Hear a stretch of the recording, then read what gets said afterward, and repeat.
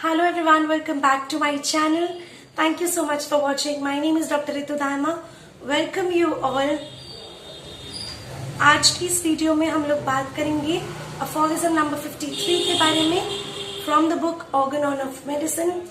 This is the book from which we all are studying these days. और आज थोड़ा सा मेरा गला एक अच्छी कंडीशन में नहीं है, but I really hope you all will manage. और मैं जो भी समझाना चाहूंगी वो समझ पाएंगे आप सभी लोग, यही आशा करती हूँ.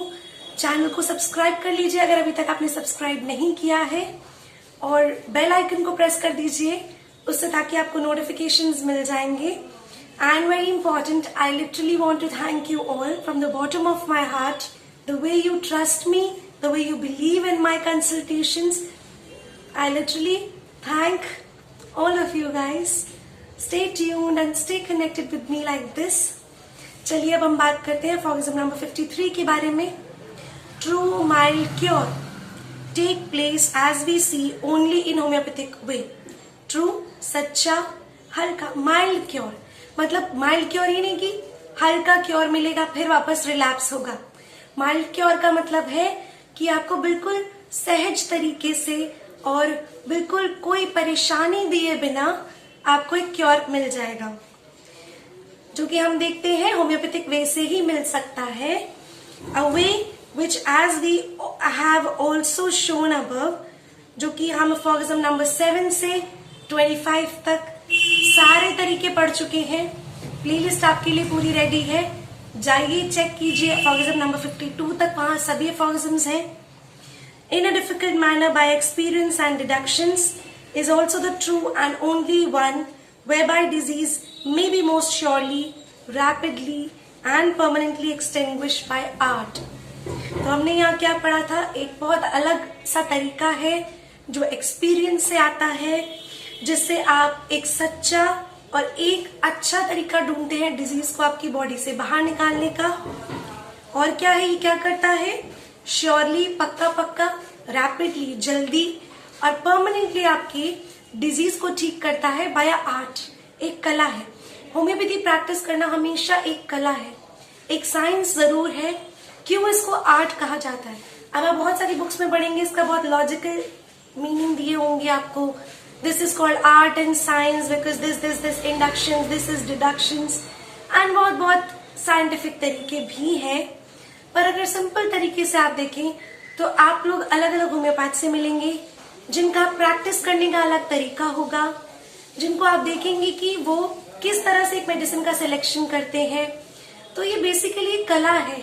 हर एक इंडिविजुअल को एक जैसा नहीं रखना, हर एक में एक खासियत देखकर उसकी इंडिविजुअलिटी के बेसिस पर आप उसको दवा दें. आपने 10 पेशेंट देखे, 10 में आपने अलग दवा दी, आपने 10 ही पेशेंट्स को एक अलग नजरिए से देखा, उनका रहना सहना, पसंद नापसंद, आप लोगों ने सब कुछ देखा, और उसके बाद एक कला के तौर पर आपने उसको डिफरेंशिएट किया और आपने सबको उस पेशेंट के हिसाब से सूट होने वाली दवा दे दी. तो ये एक कला ही है एक तरीके से, जहां आप जैसे जैसे समय बीतता है आपकी कला और पॉलिश होती जाती है, आप और अच्छे और बेहतर होते जाते हैं. This is an art. For this mode of cure is founded on an eternal infallible law of nature.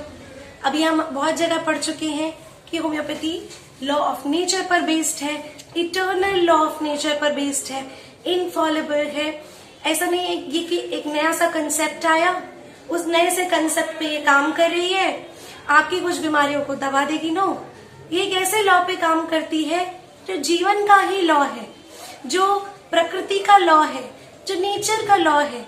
तो उस लॉ पर, उस नियम पर आधारित ये दवाइयां या ये सिस्टम ऑफ मेडिसिन एक आर्ट है, एक साइंस है, जो आपको by the law of nature आपको ठीक करती है. 6th एडिशन में इसको थोड़े अलग तरीके से लिखा गया है. The true mild cure take place only according to the homeopathic method, which as we found aphorism number 7 से 25 तक कि true mild cure homeopathic system के अकॉर्डिंग होते हैं. By experience and deductions is unquestionably the proper one. एक unquestionably, you cannot put a question mark on it. एक unquestionable, आप अपनी कला के बेसिस पर जल्दी से जल्दी सबसे मोस्ट सर्टेन और बिल्कुल परमानेंट क्योर देंगे। ये हीलिंग आर्ट प्रोवाइड करता है, rest upon an eternal infallible law of nature, और बाकी सब आप उस infallible eternal law of nature से जान ही गए हैं।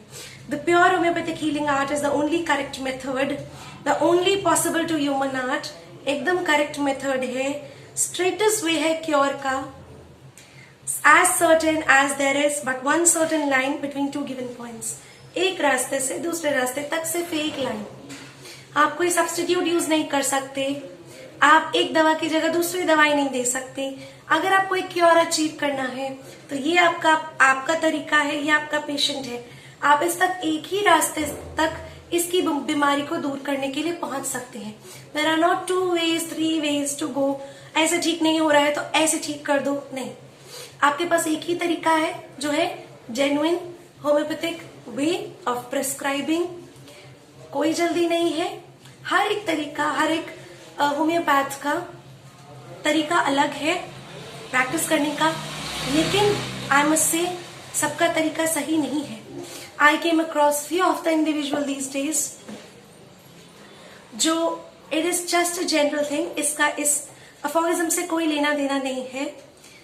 बहुत सारे होम्योपैथ्स से मेरे पेशेंट्स के थ्रू मैं मिली, नॉट पर्सनली, जिनसे पर्सनली मिली उनसे कुछ अच्छा सीखा, उनसे इंस्पायर हुई, जिनसे नहीं मिली, जिनसे पेशेंट के द्वारा मिली या पेशेंट के थ्रू उनकी बात सुनी, आई केम अक्रॉस की होम्योपैथिक सिस्टम को ठीक है, you should earn, you should always earn and your motive is to earn, but it is not only to earn, your motive should be towards healing.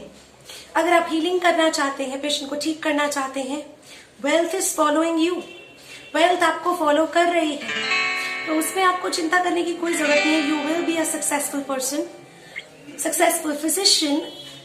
बहुत सारे students जो है message करके पूछते हैं, मैम हम BHMS के स्टूडेंट्स हैं and we are literally worried कि हमारा आगे करियर कैसा होगा, क्या स्कोप है आगे, हम क्या अचीव कर सकते हैं, हम अपनी पढ़ाई में इतना इन्वेस्ट कर रहे हैं, क्या इसका रिटर्न बैक हमें मिलेगा। तो ये सभी क्वेश्चन के लिए मैं हमेशा उन्हें समझाती हूँ कि always focus on your studies, polish your self, improve your self. Money and wealth आपके विजडम के साथ साथ चल रही है। अगर आप अपना फोकस रखते हैं कि इंडिविजुअल को ठीक करने पर, ईमानदारी पर, ऑनेस्टी पर, ट्रांसपेरेंसी दैट मीन्स पारदर्शिता पर, तो आपको कोई भी, you will not be beaten by anyone. चाहे कितना भी लोग बहुत बहुत बहुत पढ़ाई कर ले, चाहे कितना भी लोग बहुत सक्सेसफुल हो जाएं, चाहे लोग एक एक बॉक्स का 10,000 चार्ज करें, चाहे कुछ भी, चाहे कितना भी डिजिटल प्लेटफॉर्म्स पर आ जाएं, कोई भी बदलाव हो, लेकिन अगर आप अपने पेशेंट की हीलिंग थ्रू ह्यूमैनिटी, उसकी टेक केयर करते हैं, एक ट्रांसपेरेंसी मेंटेन रखते हैं, एक ऑनेस्टी बरकरार रखते हैं, तो आपके करियर को या आपकी पढ़ाई को या आपकी वेल्थ को कुछ नहीं होने वाला। आप हमेशा आगे ही बढ़ते चले जाएंगे, आप पीछे मुड़कर कभी नहीं देखने वाले। एंड ये ऑनेस्टी अगर आप रखते हैं तो ये चीज आपके पेशेंट्स भी समझते हैं, वो आपसे कनेक्ट कर पाते हैं, फिर वो आप पे ब्लाइंडली ट्रस्ट करने लगते हैं। And you should always be like this. आप इसी तरह से काम कीजिए कि आपके पेशेंट्स आप पे ब्लाइंडली ट्रस्ट कर सकें और उन्हें ये विश्वास रहे कि आपके डॉक्टर जो कर रहे हैं वो ठीक कर रहे हैं। और ये कैसे होगा? ये तब होगा जब आप अपने पेशेंट के, हर एक पेशेंट के हर एक केस पर बहुत मेहनत करें। जरूरी नहीं है आप सभी को क्योर कर सकें, आपका सक्सेस रेट 100% हो जाए, जरूरी नहीं है, हमेशा नहीं हो सकता। मेडिकल साइंस में you can not guarantee anyone. So if you like this video, please do subscribe and stay tuned to my channel. Thank you so much for watching. Bye bye.